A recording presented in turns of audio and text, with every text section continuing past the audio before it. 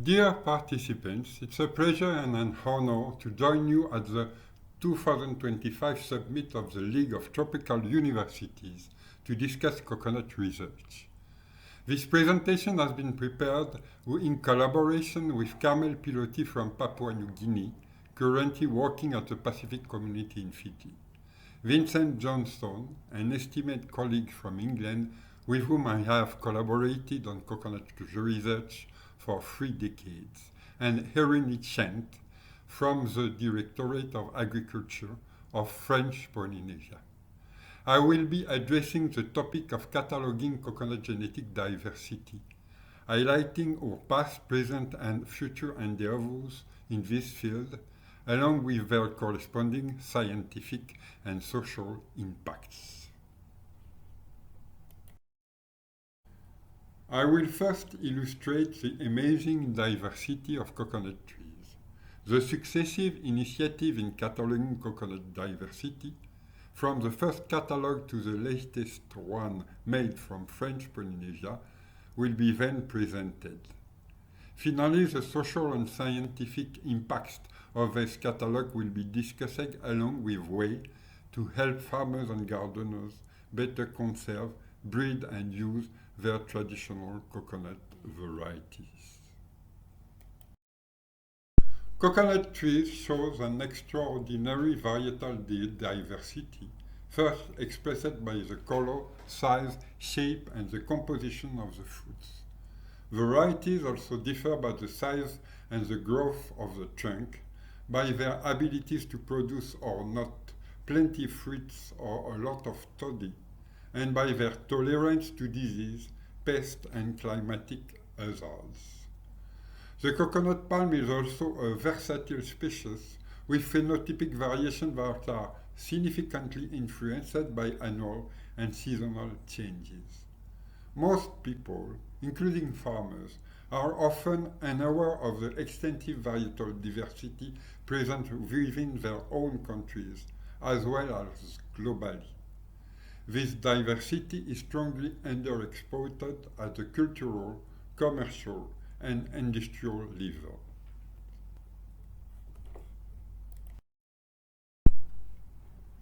The idea of publishing an illustrated coconut germplasm catalogue was first presented by Dr. Roland Bourdex in 1993 to the COGENT Steering Committee.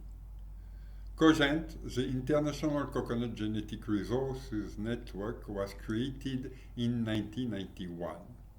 In 2025, the network is hosted by the International Coconut Community and includes 39 member countries representing about 95% of global coconut production. No decision was made by COGENT until 2005, when a first catalogue was independently published in Côte d'Ivoire, Africa. The civil war in Côte d'Ivoire disrupting funding, and researchers financed its publication from their own funds. It described 34 coconut varieties, including 9 coconut hybrids. This first African catalogue provided an opportunity to establish the standard for describing varieties. The model has changed very little in subsequent catalogues over the next 20 years.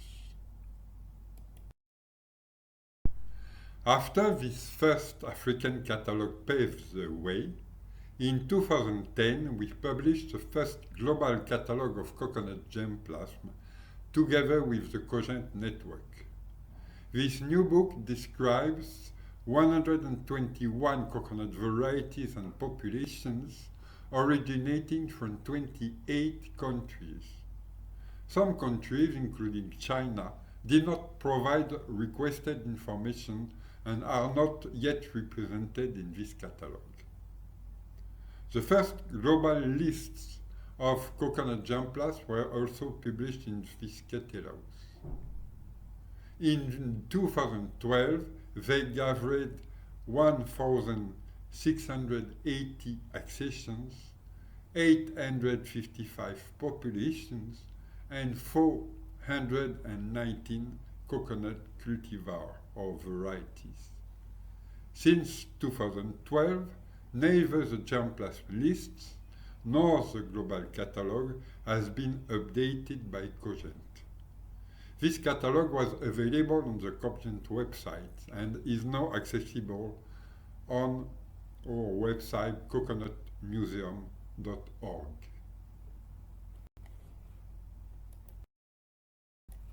The standard for varietal descriptive plates used in this global catalogue includes several elements. At the top, it features the international cultivar name and abbreviation of the variety of population. It then shows a picture of free husked coconut, an oval image displaying botanical details, special use, or social facts about the variety. Additionally, there is a picture of the entire inflorescence in situ, including, if possible, a young bunch. There is also an image of a mature bunch in situ, including, if possible, a second younger bunch. Further, it includes a picture of 12 fruits, showing immature and mature stages, equatorial and longitudinal section, with big, medium, small written in italic. A picture of the whole palm, preferably with people on it, is included as well. Finally, the initials of the photographer are provided. The Cogent Global Catalogue enabled the creation, testing, and publication of guidelines. Making good scientific photographs is as challenging as applying a molecular biology protocol, often requiring researchers to be trained. The Cogent Catalogue's format included a text page and a photography plate for each variety, which was scientifically effective but quite rigid. French Polynesia helped us develop a new, more appealing catalogue with a refined layout, illustrated introduction, and flexible description while maintaining scientific rigor. A nice poster was also produced and distributed in all the town halls and most schools on the islands. Here is the layout of the book's table of contents. Here is the design of the title pages. Here is a part of the introduction which includes full-page photographs.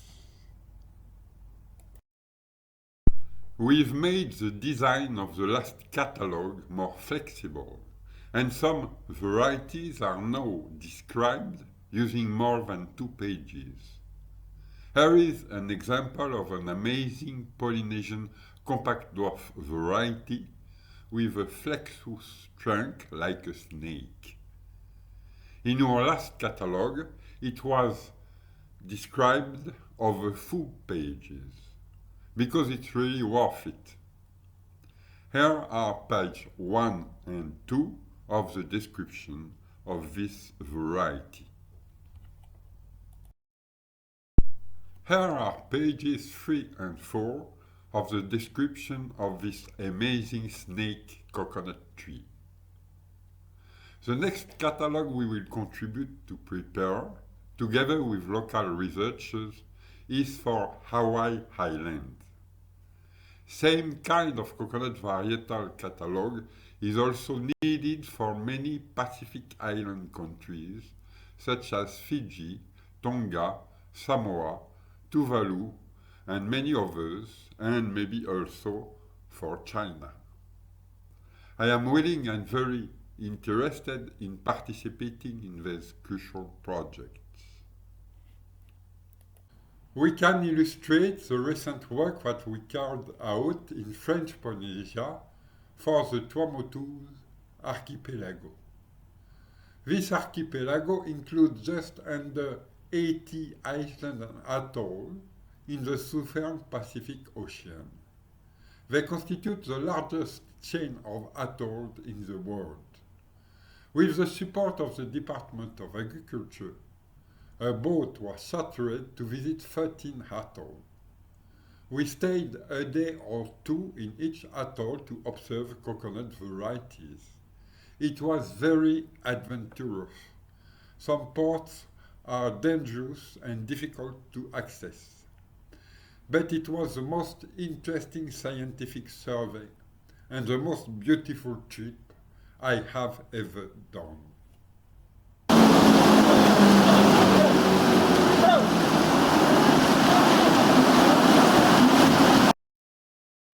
An important impact of this cataloging work was the identification in French Polynesia of a wide range of compact dwarf type varieties. These compact dwarf varieties are expected to play a significant role in genetic improvement of the coconut palm over the next decade, and will be also increasingly used in gardens. Compact dwarf varieties originate from the Pacific region and are traditionally known as Nuleka or Nulea, with records dating back to the 1850s in Fiji, Tonga, and Samoa. Compact dwarf varieties are also available in Hawaii, where they are generally referred to as Samoan dwarf. They exhibit characteristics like tall varieties, except for very short internodes in the trunk, which reduce trunk height and creates a dense leaf canopy.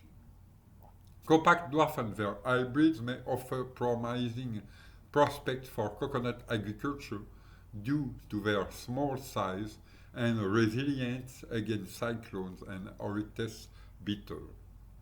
In 2023, an update of the international nomenclature was proposed to define specific coding for the name and abbreviation of compact dwarf types. There is a mystery to solve about their origin, and DNA studies are expected to help resolve this question. Another impact of our cataloging work was to discover some other amazing coconut varieties. In this slide, we compare two varieties. On the left, the Brazil green dwarf, which is planted in Brazil on several tens of thousands of hectares to produce coconut water. On the right, a Fakahina green dwarf, planted on a small lost atoll in the Tuamotus, French Polynesia. There are only a few palms of this dwarf on this atoll. When we arrived, the owner wanted to cut down these coconut trees. Now, thanks to the publication of a good catalogue and the availability of information on the web and social networks, she sells a seed for around $90 US. This case is a bit extreme, but we think that it was a good collaboration between the scientists and farmers. Our action saved this variety. Indeed, gardeners who pay $90 US for a coconut seed nuts will take care of it. They will secure the conservation of the variety.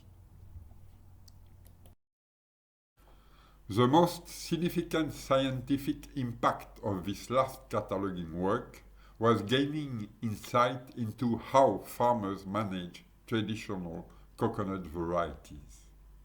Even if sometimes successful, the selection work carried out by the farmer is difficult, low productive, slow, and thankless. Each time they must wait 5 to 8 years to find out if their selection had been successful. we met a farmer who wanted to reproduce a special coconut trees whose young fruits husky, sweet, and edible. He planted 12 coconut trees to obtain only one that reproduced the parental characteristic. Another farmer planted 80 descendants of a tree with large, flat at the base coconuts. Only one of these offspring produced the sought-after coconuts. This difficulty comes from the way the coconut tree reproduces. Coconut palm inflorescences contain female flowers and male flowers, which are not often ripe at the same time. For seed nut produced under natural open pollination, the mother palm is chosen, but the male parent, I mean the father, is unknown. It is one of the neighborhood coconut trees, which may have good or bad characteristics. Often, less than 10% of the offspring reproduce the desired female type. Consequently, a manual entitled On-Farm Reproduction of Coconut Palm for Breeding, Seed Nut Production and In Situ Conservation was prepared for publication with the Pacific community. This manual will be ready in 2025. Here is a representation of that we think about the history of the coconut palm in the Pacific region during the last 300 years. We will use the example of a classic landscape from Pacific region, made up of a coast and some small islands. The circular dots represent coconut palms. The different colors represent different varieties of coconut palms. Around 1800s, so more than 200 years ago, islanders' families had each a limited number of coconut palms, but there existed many coconut land races serving widely differing purposes, like food and drink, making ropes and containers, medicine, building houses, and braiding. Between 1800 and 1930, coconut and copra became a huge colonial business. The number of coconut palms in the Pacific region was multiplied by 60 to 100 times. During this period, the agricultural landscapes and practices were profoundly and brutally modified. Many islanders were forced to work in coconut plantations and in the ovens for drying copra. In many islands, the population was decimated by diseases imported by Europeans, such as measles. Let's imagine living in a village, with no book and no computer. More than 90% of the villagers die within a short period. How much traditional knowledge will survive? Coconut land races created over millennia by the Pacific Islanders were progressively diluted in the mass of coconut palms selected only to produce copra. Then after the 1930s, copra production gradually lost its economic importance. The number of coconut palms has also gradually decreased. This representation corresponds to the situation at the end of the 20th century. The cataclysmic socio-economic changes that affected these islands exacerbated the erosion of both traditional knowledge and biological resources. We estimate that at least 50% of the coconut varieties created by Pacific Islanders, over centuries, are already lost. The extent of loss for traditional agricultural knowledge is certainly much higher. On this last image, we see the situation to which some scientists wish to reach.